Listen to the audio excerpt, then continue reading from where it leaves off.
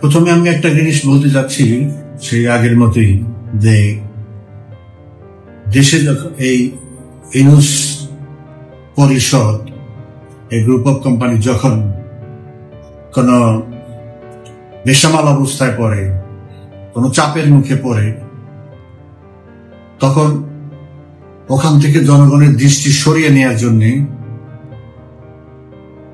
এই প্রধানমন্ত্রীর মামলা মোকদ্দমা বা এমন এই সমস্ত বিষয় আনবে যে মানুষ মনে হয় ওইদিকে দৃষ্টি আকর্ষিত হবে। ঠিক একইভাবে আজকেও হঠাৎ করে ইন্টারপোলে আবেদন করার 18 জনের লিস্ট করে ইন্টারপোলে আবেদন করার কাজে প্রধানমন্ত্রী, মন্ত্রী, তার পরিবারের সদস্য সব সহ 18 জনের লিস্ট করে ইন্টারপোলে আবেদন করে তো কোনো লাভ নেই। আর বহুবার আমি বলেছি, এই যে রাজাকার তাজুল আর ওই যে আরেক রাজাকার শাবক এবং রাজাকারের ধামাধরা পৃষ্ঠপোষক আসিফ নজরুল, এরা তো দুইজন বহুবারই বলছে যে ইন্টারপোল থেকে রেড অ্যালার্ট জারি করেছে। আমি বলেছি যে ইন্টারপোল থেকে রেড অ্যালার্ট জারি করার কোনো সুযোগ নেই। ইন্টারপোল কোন রাজনৈতিক ব্যক্তিত্বের বিপক্ষে বা বিরুদ্ধে কোন রেড অ্যালার্ট জারি করে না। এটা শুধু বাংলাদেশ না, এটা বিশ্বব্যাপী একটা তাদের প্র্যাকটিস। তো তারপরেও তারা এগুলি নিয়ে মানুষকে, ওই যে আমাদের একটা গোষ্ঠীতম সাধারণ মানুষ আছে সরল সহজ, তারা তো তাদেরকে বোঝানোর জন্য যখন যা খুশি তাই বলে থাকে। যাই হোক,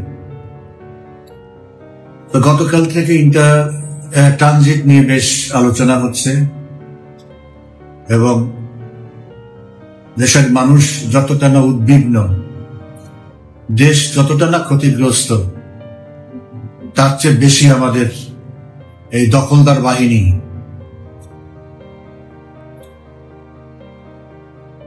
উচ্ছ্বসিত, আনন্দিত। ওই ট্রাম্পের ট্যারিফের মতো কিছুই হবে না, আমাদের কোনো ক্ষতি হবে না। এটা হলো বাণিজ্য উপদেষ্টার বক্তব্য। কিন্তু বাণিজ্য উপদেষ্টা এটা বলে নাই যে গতকালকে বেনাপোল থেকে অনেকগুলো পণ্য বোঝাই, এক্সপোর্টের পণ্য বোঝাই, নেপালে যাওয়ার, ভুটানে যাওয়ার পণ্য বোঝাই গাড়ি, ট্রাক ফিরে আসছে।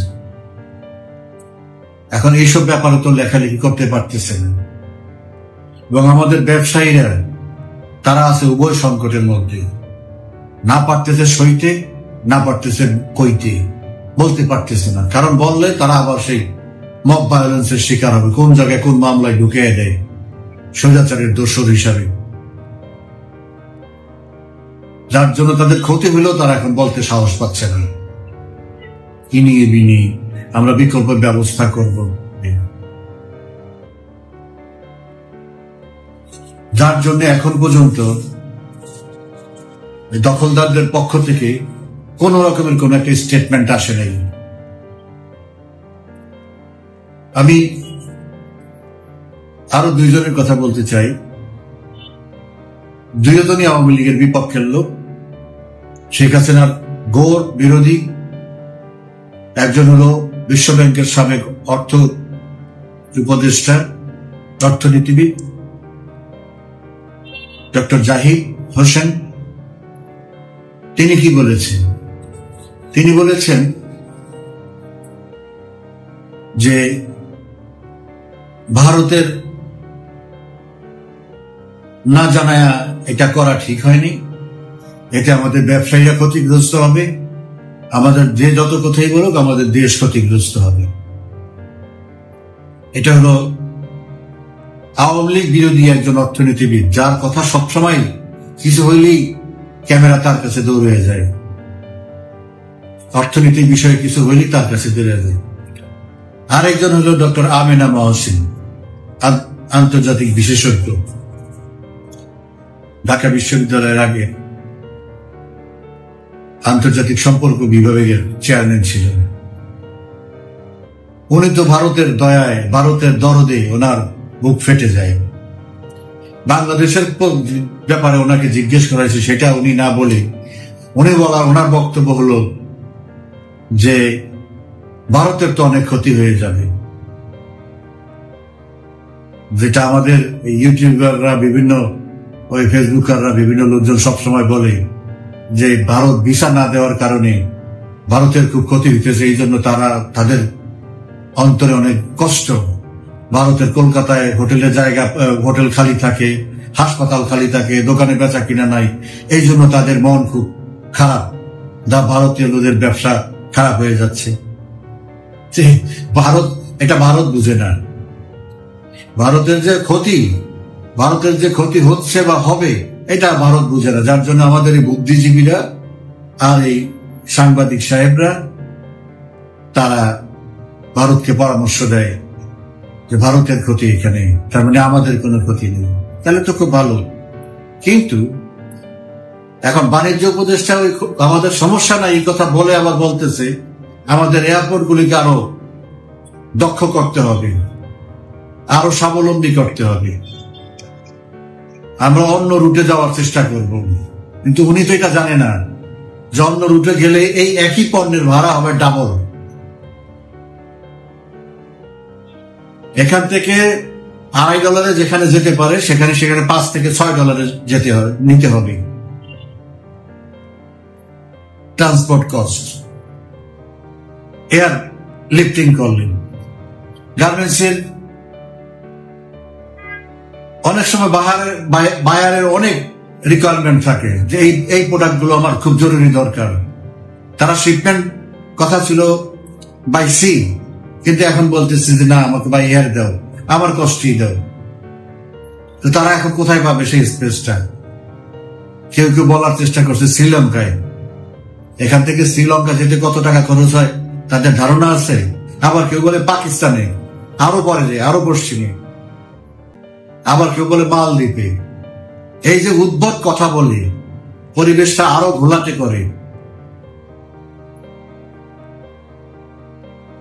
তা আমার কথা হচ্ছে যে সরকারের বা এই যে অবৈধ সরকারের যে নীরবতা, এটা খুব রহস্যজনক। এর আগে তো কোনো কিছু হলেই ডাস্টবিন শফিক সবার আগে একটা বিবৃতি দিয়ে ফেসবুকে পোস্ট দিয়ে এই পরিস্থিতিটা সৃষ্টি করেছে।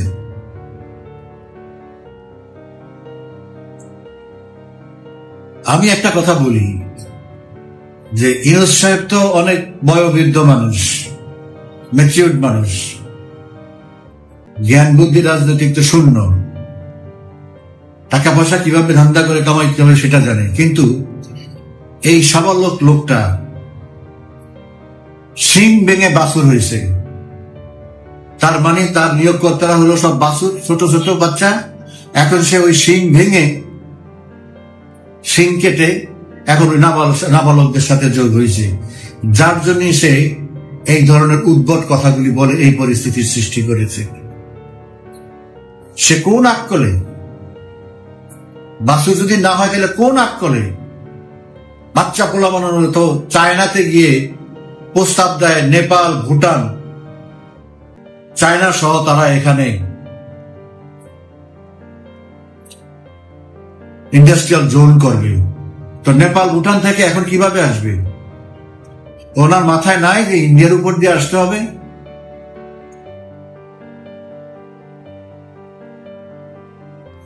এই সমস্ত বালখিল্য কথা বলে পরিস্থিতির সৃষ্টি হয়েছে। বাট আমি মনে করি এগুলি যেমন কারণ, আর একটা হিডেন কারণ আছে, যেটার একটা সিমটম আজকে ডক্টর জয়শঙ্কর পররাষ্ট্রমন্ত্রী ইন্ডিয়ার আজকে বলেছে যে তারা আশা করে খুব দ্রুত একটি নির্বাচিত সরকার আসবে, তারা দ্রুত নির্বাচন চায়। এটাই হলো সব কথার শেষ কথা। নরেন্দ্র মোদীর সাথে দেখা করার পরে উনি যে কথাগুলো বলছে, বুঝলে বুঝ পাতা, না বুঝলে কাঁঠাল পাতা খেতে হবে, স্পষ্ট করে বলে দিয়েছে। একটি stable, peaceful, inclusive, Democratic Bangladesh দেখতে চায় নির্বাচনের মাধ্যমে। Very simple and clear task. Jaishankar এই ঘটনার পরে জয়শঙ্কর আবার আজকে একই কথা বলছে। এখন এটার হিডেন একটা হলো ওপেন, এটা হলো ওপেন জিনিস, এটা হিডেন একটা ব্যাপার আছে যেটা ওনাকে বলা হয়েছে, দুই দিকের থেকে বলা হয়েছে। এবং 15 তারিখে যে আসতেছে দুইজন আমেরিকার থেকে, তারা ক্যাটাগরিক্যালি তাকে বুঝিয়ে দিবে যে মিস্টার নরেন্দ্র মোদী যা বলেছে ওইটার বাইরে আর কোনো রাস্তা নেই। এখন নরেন্দ্র মোদীর এই কথা বা বাংলাদেশের অধিকাংশ মানুষের মনের এই কথা বাস্তবায়ন করতে হলে তো ওনার বিপদ। এখানে হইল হিডেন স্টোরি। ওনার বিপদটা কি? ওনার বিপদটা হচ্ছে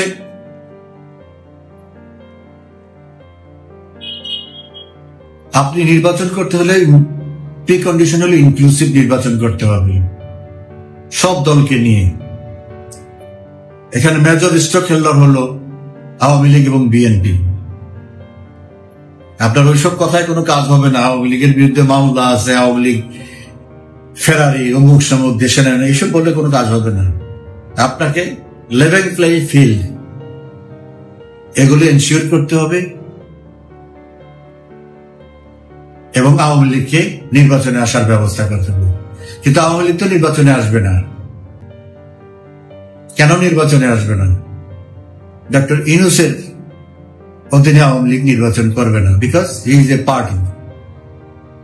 তার একটা পক্ষ আছে, সে ইম্পার্শিয়াল না, সে পার্শিয়াল, নিউট্রাল না। এই গত 5 তারিখের পর থেকে 8 তারিখে উনি গদিতে বসছে। 8 তারিখের পর থেকে যত কর্মকাণ্ড করেছেন উনি, সবকিছুই তার ছিল 99% ফোকাস ছিল আওয়ামী লীগকে, প্রধানমন্ত্রী শেখ হাসিনাকে কিভাবে শেষ করা যায় সেই চেষ্টায়। বা 99%ই বিফল। তো আওয়ামী লীগ যদি নির্বাচনে না আসে, সেই নির্বাচন করা যাবে না। তাহলে আওয়ামী লীগ কি নির্বাচনে আসবে বা আওয়ামী লীগ কোন অবস্থায় আসবে? আওয়ামী লীগের একটাই ইস্যু, সংবিধান যেভাবে আছে ঠিক সেভাবেই কাজ করতে হবে। সংবিধানের বাইরে আওয়ামী লীগ যাবে না। আর সেই ক্ষেত্রে তার কোনো অস্তিত্ব নাই, তাকে সরে যেতে হবে এবং তাকে সরে যেতেই হবে। এটাই হলো মূল কথা। এখন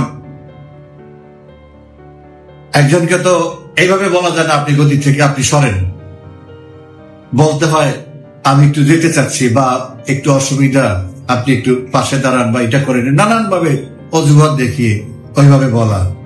বিষয় হলো নির্বাচন হতে হবে, আওয়ামী লীগ বিএনপি সেই নির্বাচনে থাকতে হবে এবং অবশ্যই ডক্টর ইউনূস সেখানে থাকবে না। তারপরে আরো প্রশ্ন আছে, সেটা নিয়ে আমি এখন কথা বলতে চাই না। মূল জিনিসটা হলো ইউনূস আউট। যতই চেষ্টা করুন এই দেশে স্ট্যাবিলিটি আসবে না। এই দেশে যে জঙ্গির যে উত্থান গত কয়েকদিন আগে, যে আমেরিকান কোম্পানিগুলিকে আমেরিকান ইন্টারেস্ট যেখানে সেখানে লুটপাট ভাঙচুর যেভাবে করেছে, সর্বশেষ প্রমাণিত যে ইউনূসের পৃষ্ঠপোষকতায় এই দেশ এখন একটা জঙ্গিবাদ, ধর্মীয় জঙ্গিবাদে, ধর্মীয় উগ্রবাদের কবলে পড়ে গেছে। হাজার হাজার মানুষ 8টা ডিস্ট্রিক্টে এই লুটতরাজ করলো। আপনি 60 জনকে ধরে 4টা মামলা দিয়ে আপনি বুঝিয়ে দিলেন যে অ্যাকশন নেওয়া হয়ে গেছে। 60 জন তো একটা রাস্তার পাশে ফুটপাতে দাঁড়ায় ছিল, হাজার হাজার সবাই দেখছে, সেগুলি কোনো অ্যাকশন নেই। তো তাতে প্রমাণ হয়ে গেছে যে ইউনূস হলো এই জঙ্গিবাদ উগ্রবাদের পৃষ্ঠপোষক।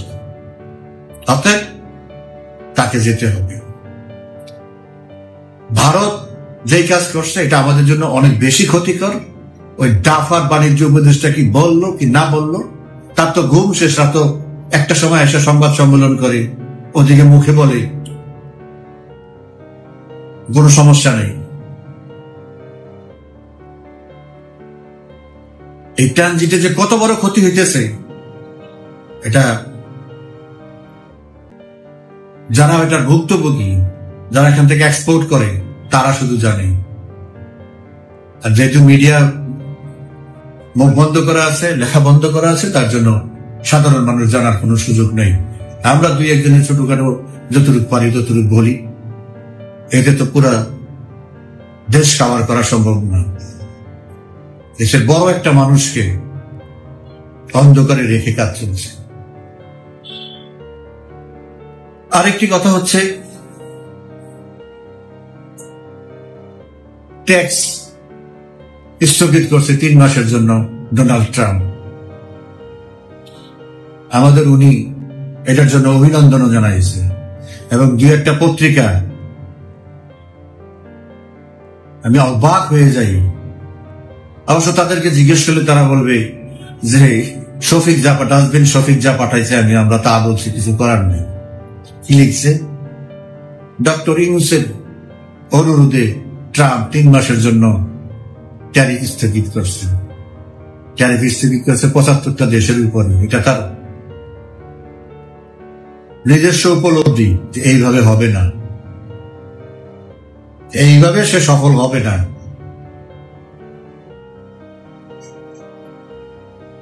ট্যারিফ যেতে চায়, পত্রিকাগুলো একটাও লিখছে এখন পর্যন্ত যে এখনো আরো 10%, মানে আগে তো 15% ছিলই, তার সাথে আরো 10% যোগ হয়েছে। 10% ঠিকই থাকবে।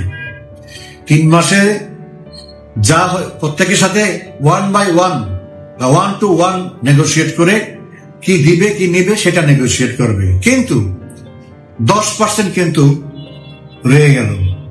তার মানে আমাদের আগের 15% থেকে এখন 10% যোগ হলো। তাতে আমরা কিন্তু বিপদ মুক্ত না। এই 10% কে দিবে?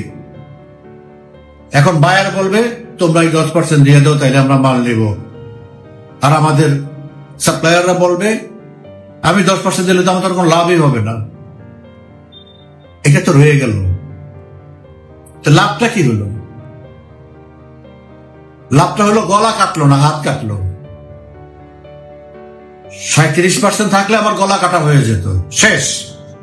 এখন শেষ না, কিন্তু আমি রক্তক্ষরণ হতে থাকবে, রক্ত বন্ধ হবে না, আমি আহত বা অসুস্থ অবস্থায় থাকবো। এই সিচুয়েশনটা কিভাবে ট্যাকেল করবে?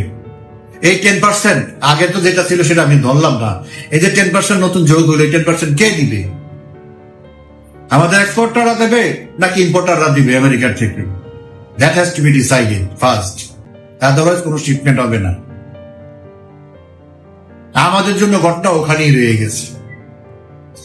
যদি আমাদের এক্সপোর্টাররা দিতে যায় তাদের কোনো লাভ থাকবে না, তাদের হবে না।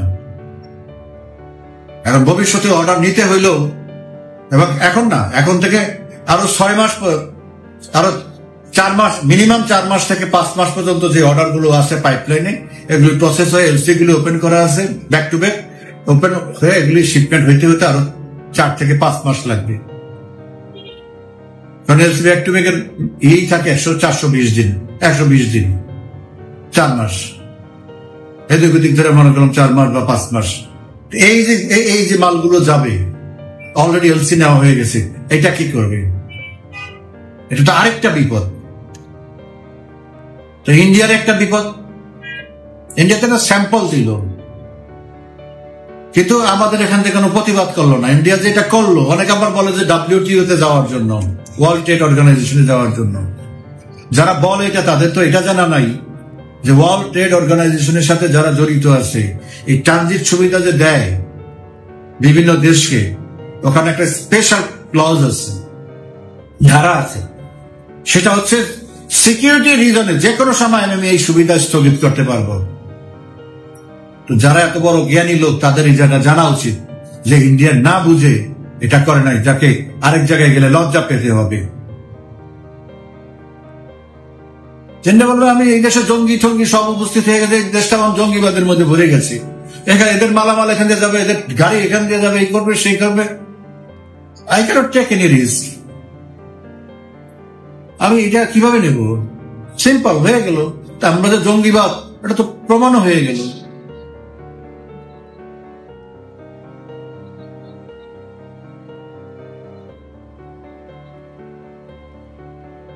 তো এখন সরকার তো সেটা, অবৈধ সরকার তো সেটা প্রতিবাদ করলো না।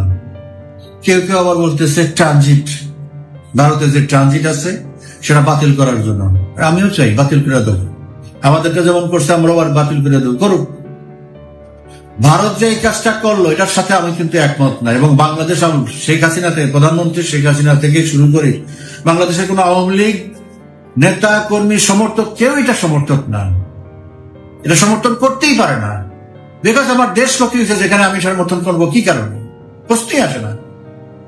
এখন আমি তো চাইবো যে সরকার যে যেভাবেই থাকুক, অবৈধ থাকুক আর যাই থাকুক, সেটার রিটালিয়েট করুক, কাউন্টার দেখ।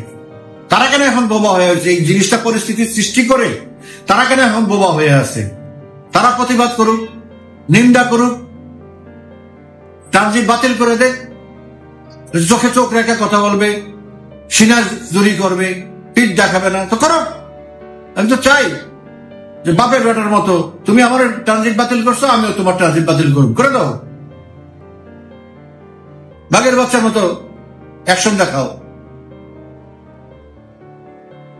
তো সেটাও করবা না, আবার বড় বড় কথাকে মানুষকে উত্তেজিত করবা, জঙ্গিবাদ উস্কায় দিবা, ভারত দখল করে ফেলবা, চায়না কাইনা এখানে বসাবা, লালমনিরহাটে চায়নার এয়ারবেস বসাবা, এই সমস্ত আলতু ফালতু জিনিস নিয়ে পুরা পরিস্থিতি। এখন এটা বন্ধ করো ট্রানজিট, আমরা চাই বন্ধ করে দাও। যদি দেশপ্রেমিক হও, আত্মমর্যাদা থাকে, সমতা শ্রদ্ধা থাকে, বন্ধ করো। আমরা তো চাই, দেশের 100% লোক চাই। তাইলেই বলবো যে এতদিন যা বলে আসছে সব সত্যি বলে আসছে, এটা মনে প্রাণে বিশ্বাস করে। মুখে একটা, ওই অন্তরে আরেকটা না, যে মুখে বলছি আমি ভারতকে দেখাই দেব, সেটা যেন কাজে কামে প্রমাণ হয়।